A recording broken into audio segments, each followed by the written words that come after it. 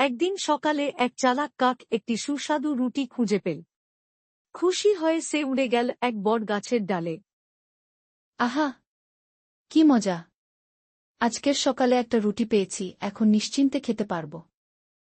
ঠিক তখনই ওদিকে এল এক ধূর্ত শিয়াল। রুটিটা দেখে তার জিভে জল চলে এলো। ওমা, এই কাকটা রুটি পেয়েছে।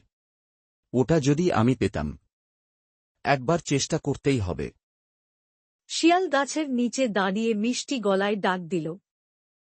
কাক ভাই, ও কাক ভাই, কি সুন্দর তুমি দেখতে। তোমার পালক একেবারে কালো ময়ূরের মতো চকচকে। আর শুনেছি তোমার কণ্ঠ নাকি একেবারে গায়কের মতো। ওহ, সত্যি? তাই নাকি? তাহলে একটা গানই শোনাই। কাক গান গাইতে মুখ খুলতেই রুটিটা পড়ে গেল নিচে। শিয়াল সঙ্গে সঙ্গে সেটা কুড়িয়ে খেল। ধন্যবাদ কাক ভাই। গানের থেকেও এই রুটি অনেক মজার লাগল। কাক আবার রুটি পেল। এবারও গিয়ে সেই একই গাছে বসল। কিছুক্ষণ পর আবার এল শিয়াল। কাক ভাই, আজ তো আরো সুন্দর লাগছে তোমায়। একটুখানি গান শোনাও না। ধন্যবাদ ভাই, কিন্তু এবার আমার গলা ব্যথা। গান শুনতে হলে আগে ডাক্তারের পরামর্শ লাগবে।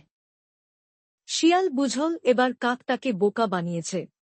সে মাথা নিচু করে চলে গেল। এবার কাকই চালাক। আগের মতো আর ফাঁকি খাবে না। যারা ভুল থেকে শিক্ষা নেয় তারাই সত্যিকারের বুদ্ধিমান। সাবস্ক্রাইব করুন নবেনঘেভ, নতুন গল্প পেতে থাকুন।